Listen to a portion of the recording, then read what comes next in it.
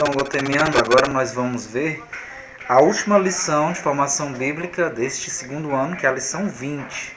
Ela é uma lição que parece ser um pouco mais complexa, porque vai tratar dos livros didáticos, ou chamados livros sapienciais, o livro de sabedoria, que são os livros da Sagrada Escritura também um pouco complexos de se entender se você passar a ler. Então, nós vamos entender um pouquinho sobre estes livros didáticos ou sapienciais, né? Então vamos ver aqui. Então, quando se fala em sabedoria em termos bíblicos, não podemos pensar em ciência. Então, a sabedoria do que está relatando na Bíblia, esses livros de sabedorias, de provérbios, que a gente vai ver, dos didáticos, eclesiásticos, etc. Estes livros da Bíblia, você não pode ter uma visão nele que fala sobre a sabedoria ou a ciência, que hoje nós temos esse conhecimento da ciência, né, dos cientistas. Então, não é bem por aí, né? Mas falando sobre a esperteza do povo.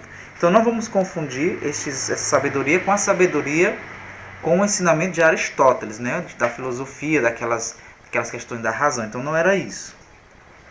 Sabedoria para o judeu é esperteza, né, ou engenhosidade do povo, né, que desvenda o mistério de tudo quanto exige. Então, seria essa esperteza e essa engenhosidade do povo judeu, do povo hebreu, que procura desvendar todo o mistério que existe.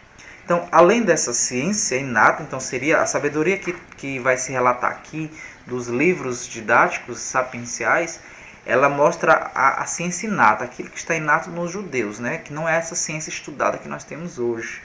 Então, essa ciência inata que existe no homem simples, né, da vida, era também considerada sabedoria e arte de fazer poesia e cânticos. Então, é isso que nós vamos ver muito nesses livros sapienciais, que são poesias e cantos, né? Então, era a arte que eles tinham de fazer isso.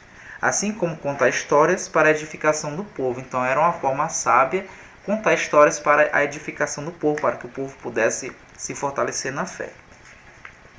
Então, quando o escritor queria transmitir uma verdade, então quando algum escritor que nós temos da Sagrada Escritura ele quer transmitir uma verdade ético e religiosa, uma verdade ética e religiosa, ele fazia de forma narrativa, ou seja, ele narrava, né, a história contava, escolhendo o personagem mais adequado, né, aquele personagem, vamos dizer assim, que se destacou mais no meio do povo lá de Israel, então o mais adequado. Estas histórias são chamadas pelos hebreus de Midrashim.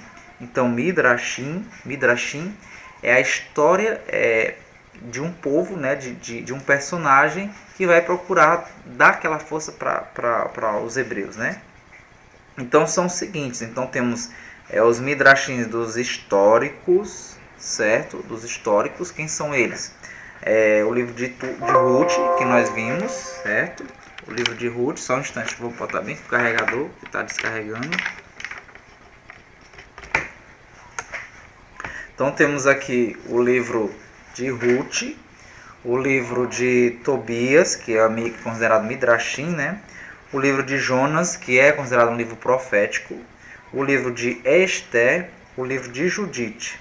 E temos os que são chamados didáticos. Os didáticos são os livros sapienciais, são os livros que ensinam sabedoria, que procuram ensinar a sabedoria.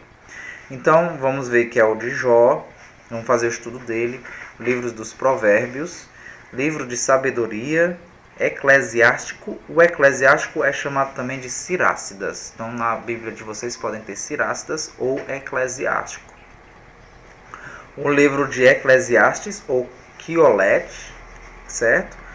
E o livro Cântico dos Cânticos. E, finalmente, o livro de Salmos, certo?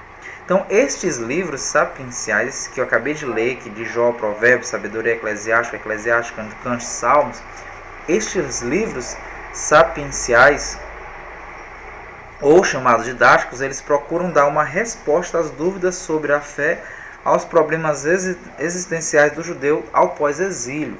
Ou seja, estes livros aqui sapienciais, eles vão procurar dar aquela luz, vão ser um instrumento de luz para os judeus depois do exílio. Depois que eles saem do exílio, aí ficam naquela pressão ainda, aquela preocupação, aquele medo de ser oprimido novamente. Então, estes livros sapienciais eles vão ser esse instrumento de luz para eles. Então, é um livro de sabedoria que vai dar uma resposta aos problemas existenciais dele, ao problema de existência, né? Então, esta sabedoria, então só ficando claro que essa sabedoria, estes livros de sabedoria que temos, ele não é privilégio de Israel. Então, a gente vai ver que eles são encontrados em todos os povos do Oriente. Então,